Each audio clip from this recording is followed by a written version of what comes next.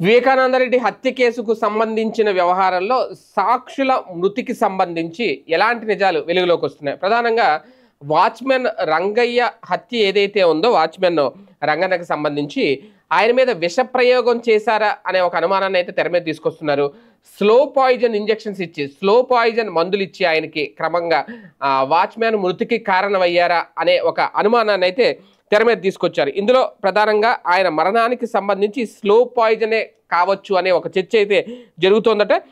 ఆయన మృతదేహం నుంచి 20 రకాల నమూనాలను రీపోస్ట్ మార్టం సమయంలో ఫోరెన్సిక్ బృందం సేకరించింది. ఈ నమూనాలను 4 ల్యాబ్లకు పంపించారు. వాటి నుంచి రిపోర్ట్లు వస్తే కానీ రంగన్న మృతికి అసలు కారణం ఏంటి అనేది తెలీదు.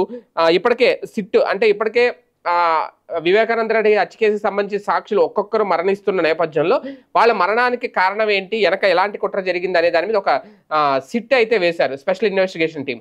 ఈ సిట్ కొన్ని అంశాలను అయితే తెర మీద తీసుకొస్తోంది. ప్రధానంగా కొందరు అధికారులు, అంటే ఈ రంగన్న ఇంటిని అలాగే చుట్టుపక్కల ప్రాంతాన్ని ఈ సిట్ బృందం పరిశీలించింది.